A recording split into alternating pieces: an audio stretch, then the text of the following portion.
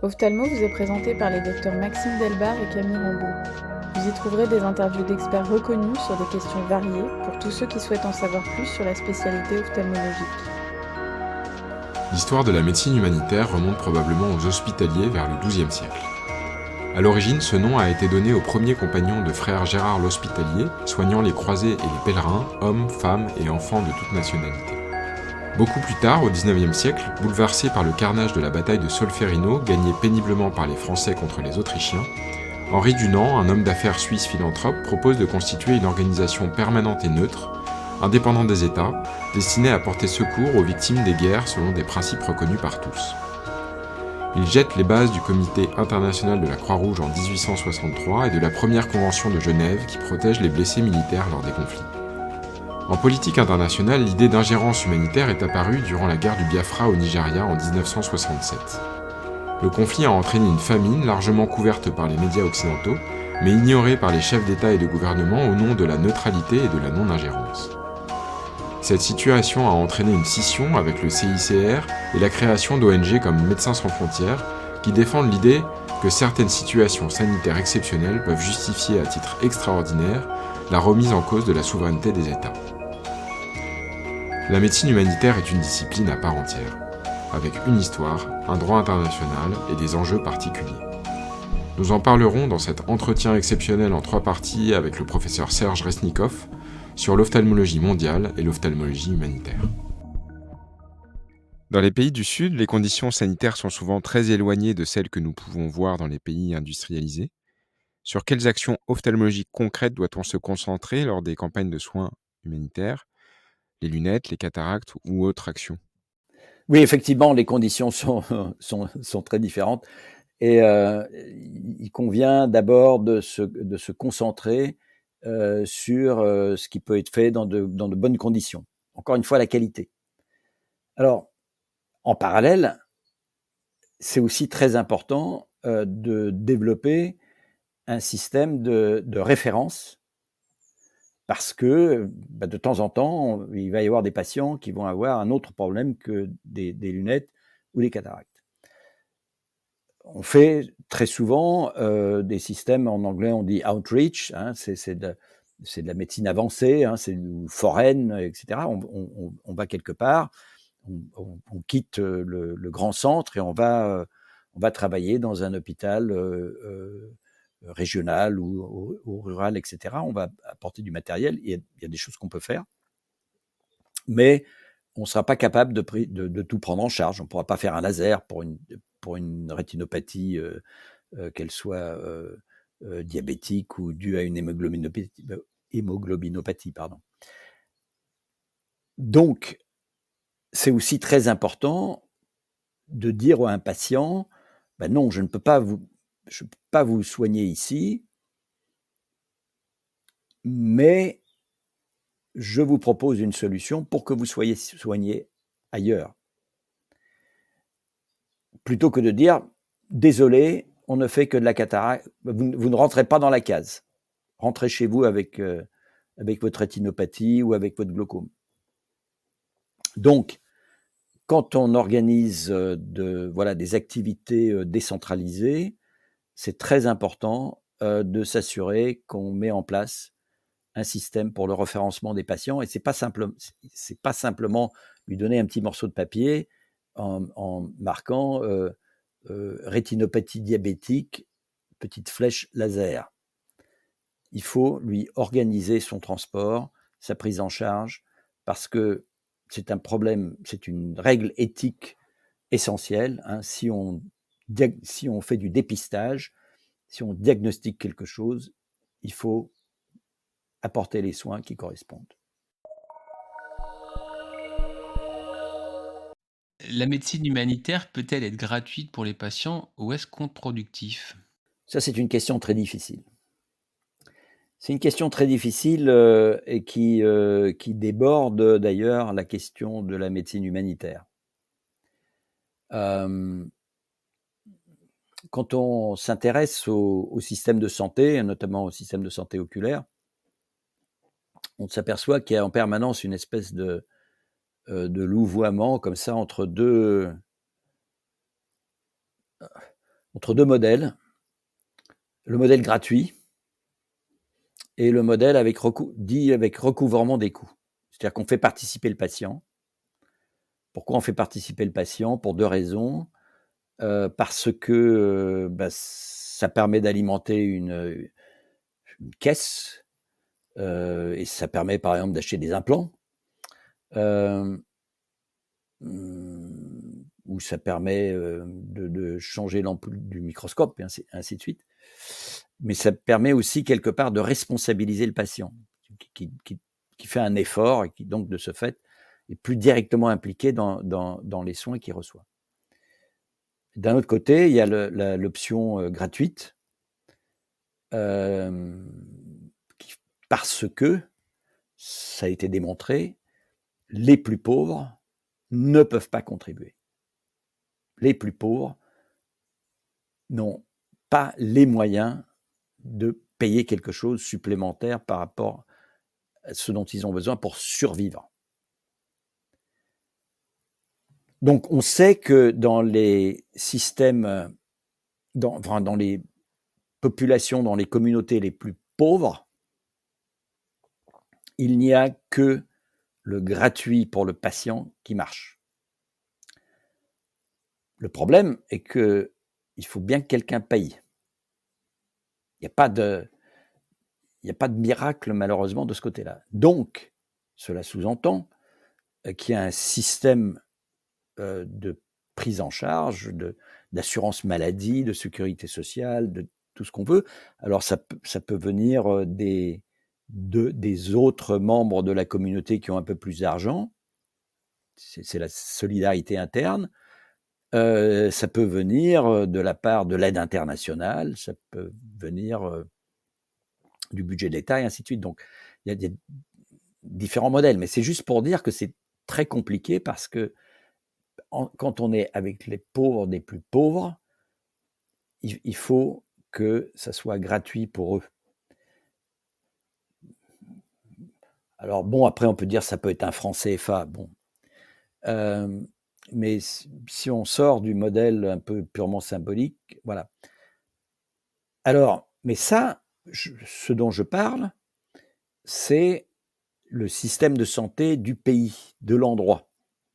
Je ne suis pas en train de parler d'une mission humanitaire qui vient et qui installe ses propres règles du jeu.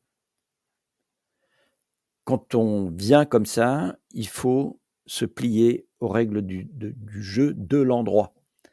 Sinon, on déstructure complètement ce qui est fait sur place. Je veux dire, moi, j'ai participé dans plusieurs endroits à de la mise en place de systèmes de recouvrement de coûts gradués, c'est-à-dire qu'il y a des gens qui ne payent pas, il y a des gens qui payent un petit peu, il y a des gens qui payent plus et des gens qui payent beaucoup plus. Il y a beaucoup de centres tenus par des ONG, des fondations, etc., qui fonctionnent comme ça. C'est le système qui a été développé par Aravind.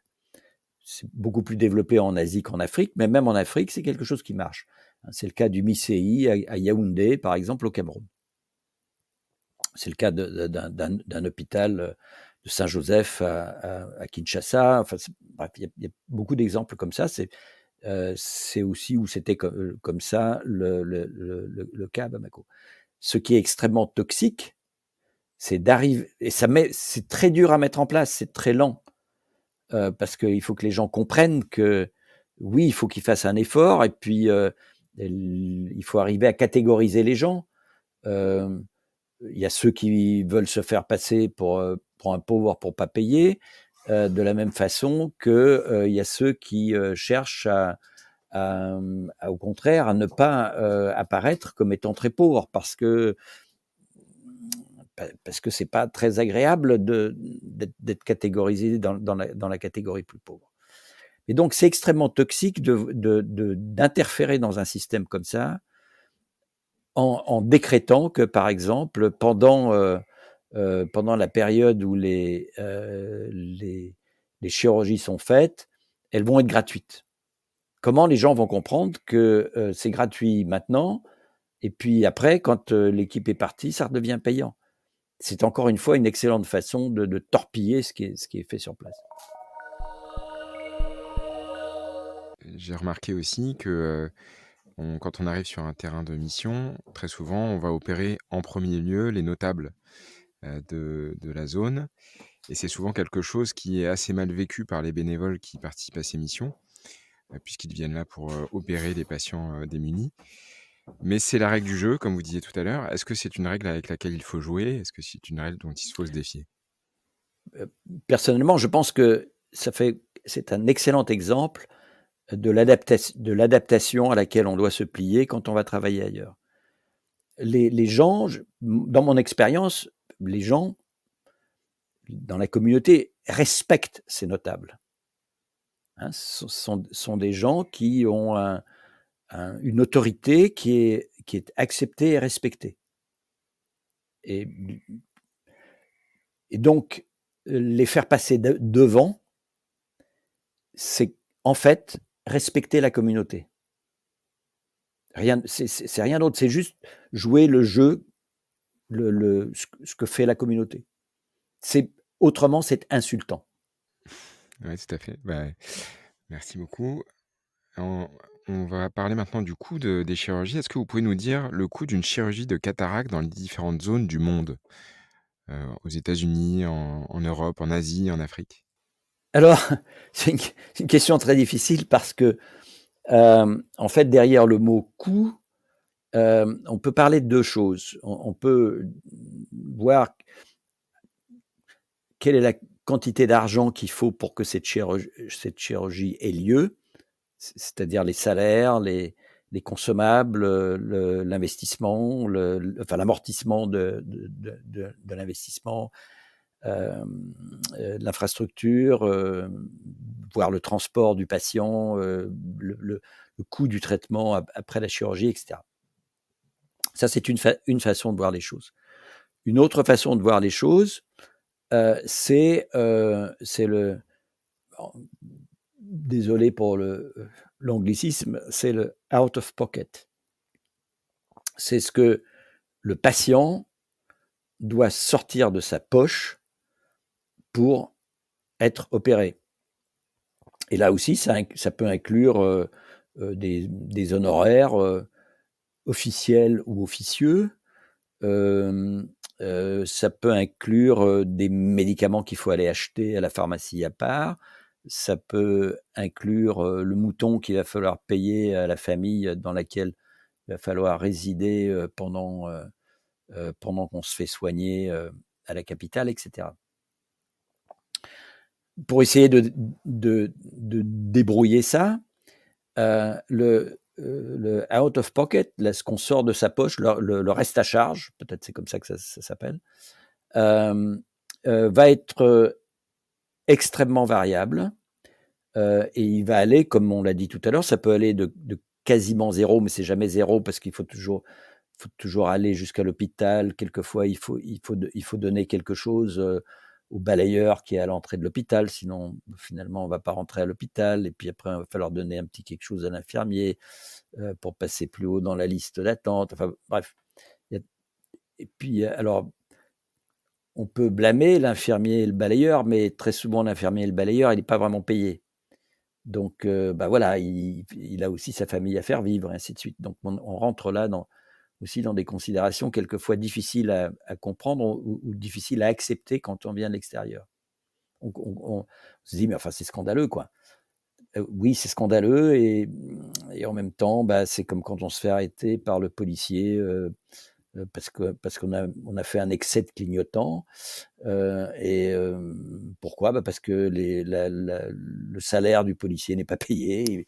Il se paye sur les voitures qui passent, et ainsi de suite. Bon, mais voilà, on est souvent dans des environnements qui sont différents.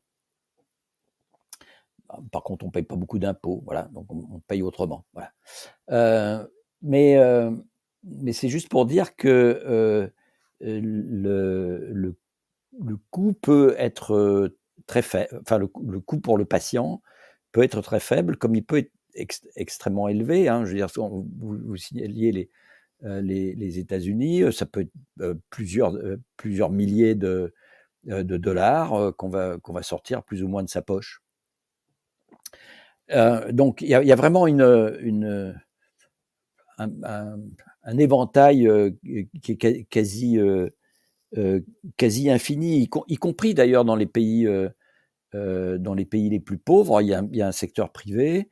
Quelquefois, ce secteur privé, d'ailleurs, fait appel à de la main-d'œuvre étrangère qui est employée pour travailler dans des cliniques et les patients vont payer très cher. Mais ils vont avoir une hôtellerie de qualité, ils vont avoir des soins de qualité, etc. Et ceux qui peuvent se le permettre se le permettent. Donc même dans les pays les plus défavorisés, il y a en général un éventail très important de ce que les patients peuvent payer, acceptent de payer, ont envie de payer, etc.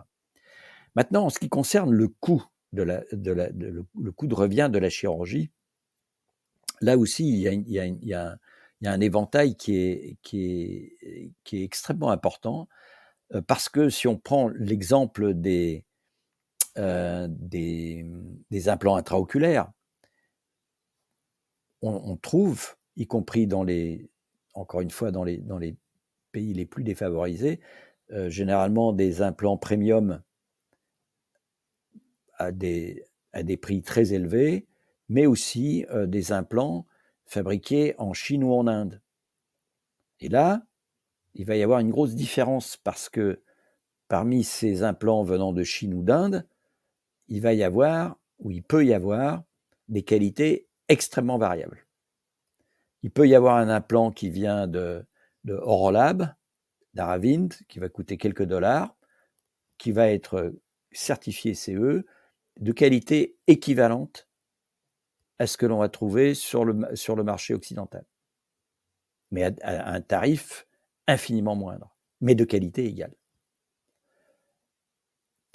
J'ai eu, dans mon expérience en Amérique latine, des pays qui disaient non, on ne veut pas importer ce genre de choses parce que ça ne peut pas être vrai.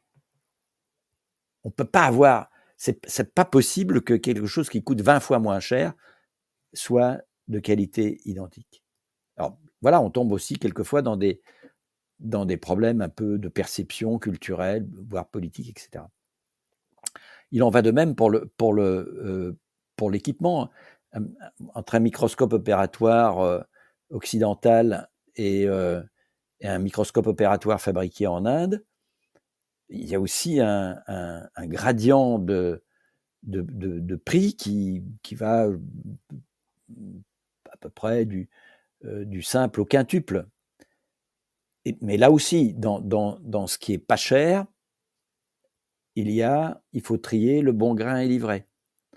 Il va y avoir quelques fabricants indiens qui fabriquent du matériel d'examen de qualité tout à fait convenable, et il y a aussi des choses épouvantables. Donc, si on s'intéresse par exemple à soutenir un service d'ophtalmologie, voilà, dans un endroit un peu isolé, etc., on peut avoir du matériel de récupération en bon état, mais dans ces cas-là, il faut bien penser, par exemple, à le faire tropicaliser avant de le faire partir sous les tropiques, parce que sinon, l'humidité, la chaleur va faire que le matériel va vieillir très rapidement. Et il y a des coûts de transport souvent qui sont importants, ou bien on peut choisir une autre méthode qui est celle de commander auprès de ces fabricants qui font du matériel de bonne qualité à des coûts très faibles. Et il existe une organisation qui s'appelle l'IAPB, International Agency for Prevention of Blindness, qui a une espèce de sous-programme dans lequel on peut aller sur leur site et voir ces sélections de matériel qui ont été euh, é- éprouvés, analysés, et qui sont utilisés par des ONG et qui permettent d'acheter à des tarifs très intéressants, parce que c'est réservé à des ONG. Voilà, il y a donc aussi des solutions pour des associations ou des ONG qui ont envie de fournir du matériel ou des équipements. Il y a des filières comme ça où on peut accéder à du matériel de qualité à des tarifs très intéressants. Mm. Donc, pour rebondir sur ce que vous disiez avant, j'avais échangé il y a quelques années avec un ophtalmo qui était rompu à l'humanitaire, à la SFO, et je crois qu'il partait avec la Ophtalmo sans frontières. Il m'avait dit qu'en fait, le prix d'une cataracte, ça devait être évalué au prix d'une chèvre. Quand, quand on savait le prix d'une chèvre, en gros, c'était le prix d'une cataracte dans les pays du Oui. Sud. Alors, c'est vrai, il y a c'est une bonne, un bon benchmark. Il y a quelque chose qui est intéressant, c'est de voir combien les gens payent pour un abaissement du cristallin par un tradithérapeute. Je me souviens d'avoir dirigé une thèse sur ce thème, et on avait remarqué qu'en fait, il y avait une très grande différence entre, c'était à Lyota, les gens en fait étaient prêts à payer le tradithérapeute beaucoup plus cher que la chirurgie dite occidentale. Et une des raisons probablement pour cela était qu'ils payaient après le traitement, en fonction de leur satisfaction. Et le tradithérapeute venait à la maison du patient ou très près, à la mosquée du coin ou quelque chose comme ça. Les gens n'attendaient pas. Ils étaient traités tout de suite. Alors bon, toc, le cristallin basculé, un chibrocadron euh, pour les suites post-opératoires, il y avait ça. Et, euh, et le patient payait, et quelquefois le patient payait bien plus d'une chèvre, quelquefois donnait un morceau de terrain. Enfin, je veux dire, c'était très intéressant à voir comment justement le marketing pouvait être différent. Alors, en lisant le rapport de l'OMS et notamment sur la vision 2020, j'ai découvert le rapport coût-efficacité qui est en fait quelque chose d'assez central. Est-ce que vous pouvez nous parler de ce rapport coût-efficacité pour la chirurgie? Alors oui, le rapport coût-efficacité, voilà, c'est quelque chose qui est très utilisé par les ministères de la santé euh, pour déterminer un petit peu les priorités, etc. Donc derrière ce calcul se cache quelque chose d'important, c'est comment on mesure l'efficacité.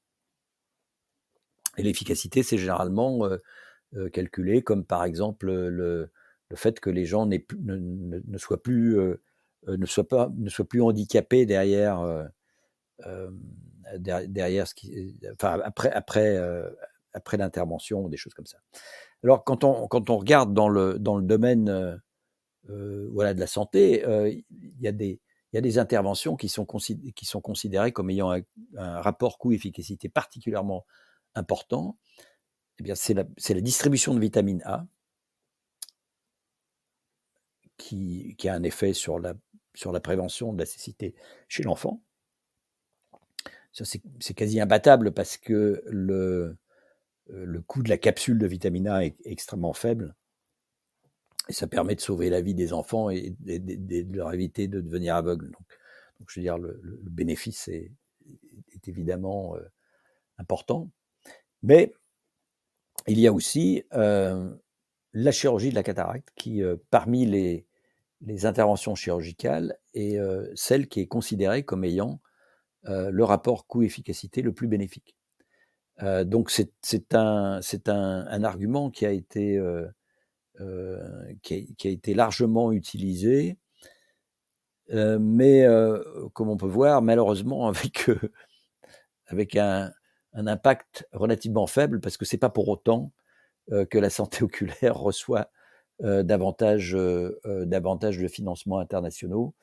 Quand on regarde d'ailleurs les financements internationaux en matière de coopération sanitaire, ils sont totalement décorrélés des ratios de coût-efficacité. Ils sont directement liés à d'autres facteurs politiques, émotifs, etc. Je veux dire, le VIH-Sida, qui est un problème évidemment très important, le paludisme et la tuberculose, qui sont aussi des problèmes bien sûr importants, mais dont l'importance est quand même considérablement moindre en termes d'années de vie en bonne santé, les DALYs, que les maladies non transmissibles, comme les cancers, les maladies cardiovasculaires, les maladies respiratoires, eh bien, ils reçoivent des quantités d'argent considérablement plus élevées. Parce que, voilà, il y a eu une promotion qui a été bien faite, tant mieux pour eux. Mais voilà, l'argent qui rentre ou qui passe par le Fonds mondial n'a aucune commune mesure avec l'argent qui est destiné à la santé oculaire. Même sans vouloir faire de comparaison directe, mais c'est vraiment des ordres de grandeur qui sont, même et surtout si on compare par rapport au cancer, par exemple. L'argent investi dans le cancer est infiniment moindre que sur le plan international pour l'aide au développement que le VIH-Sida et la tuberculose. Alors, je crois que l'intervention chirurgicale qui a le meilleur en numéro 2, après la cataracte, qui a le meilleur rapport coût-efficacité, je crois que c'est la prothèse de hanche. Oui, c'est ça. C'est aussi celle qui est la deuxième en termes de volume. L'action des ONG est le plus souvent, malgré elle et malgré l'aspect non gouvernemental, toujours acteur d'influence du pays d'origine. Certains pays reçoivent l'aide de milliers d'ONG. Faut-il assumer cette action d'influence ou au contraire s'en prévenir le plus possible ? Alors c'est tout à fait exact. Il y a 2-3 ans, j'avais regardé les flux. J'avais comparé les flux en ce qui concernait l'aide publique à la santé qui allait dans les pays francophones par rapport aux pays d'Afrique francophone par rapport aux pays d'Afrique anglophone. Eh bien, ça varie dans un rapport de 4 à 12. Et je parle là, non pas en termes absolus, mais je parle par personne et par DALY. Vous savez, les Disability Adjusted Life Years, les années corrigées en invalidité. C'est-à-dire que, quelque part, disons que plus un pays a des problèmes de santé, plus il va avoir de DALYs. Et donc, plus le dénominateur va être important. Donc, c'est vraiment rapporté à la charge des maladies. Eh bien voilà, ça varie dans un rapport de 4 à 12. C'est scandaleux. Je veux dire, on parlait du déséquilibre qu'il y a entre l'argent qui va vers de façon totalement décorrélée de ce qui représente un bon rapport coût-efficacité. Là, c'est scandaleux parce que ce ne sont pas les pays qui ont le plus de besoins qui reçoivent le plus de soutien. Alors ça c'est en général. Si on regarde les ONG, c'est absolument évident. Dans le monde de l'Afrique francophone, il y a peut-être une petite dizaine d'ONG qui interviennent et il n'y en a pas de très grosses. La seule très grosse, ici il y en a une très grosse, elle est britannique et elle intervient dans les pays francophones parce que l'OPC connaît bien cette ONG et a bâti des relations qui ont fait que voilà, on les a amenés un peu. Mais voilà, les plus grosses ONG investissent beaucoup plus massivement en Afrique, si on parle de l'Afrique, en Afrique anglophone qu'en Afrique francophone ou lusophone d'ailleurs. Alors, quelle est la raison ? C'est difficile à dire. Il y a des raisons politiques, oui. Le Commonwealth, on voit bien que le Commonwealth, quand même, il suffit de regarder l'actualité, hein.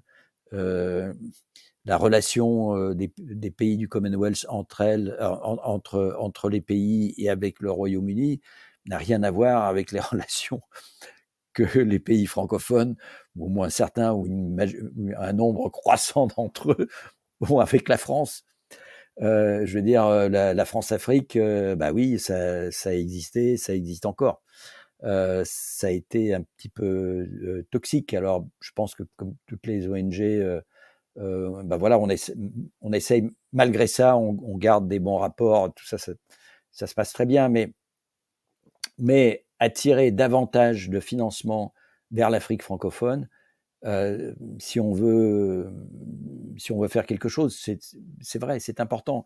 Alors, il y a une autre raison, c'est l'anglais, hein. Je veux dire, pour avoir des financements en dehors de relations qu'on peut établir avec une association, une ONG, etc. Si on veut aller à la pêche, si on est sur place, si on veut aller à la pêche, si on parle pas l'anglais, on est cuit. On est cuit. J'avais eu le plaisir de vous rencontrer au congrès de l'ESIO, l'European Society of International Ophthalmology, qui a lieu à Genève tous les 2 ans. Est-ce que vous pouvez nous parler de ce congrès? Oui, alors c'est une initiative qui a été lancée par un de nos collègues suisses, Andreas Kreis, et qui part du constat que finalement il y a une forme de fragmentation dans les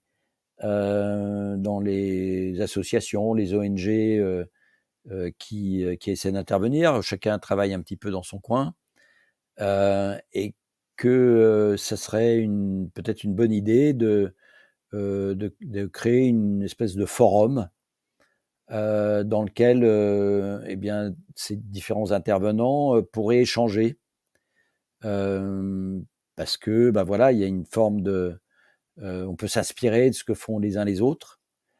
C'est intéressant de ne pas forcément réinventer la roue, et donc ça peut être aussi l'occasion un peu de faire venir des gens qui ont une certaine expertise dans certains domaines, etc., et donc de créer un espace d'échange et de discussion. Et donc, voilà, la semaine dernière, on discutait du prochain congrès.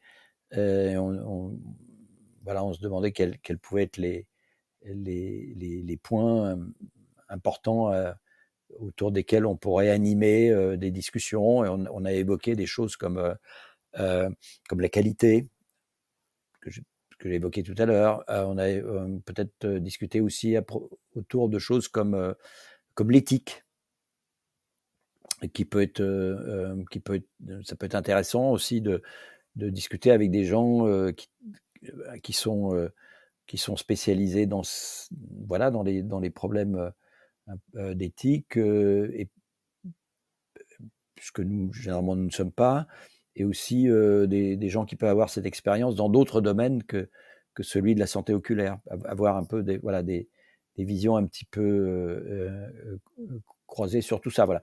Donc on espère avoir cette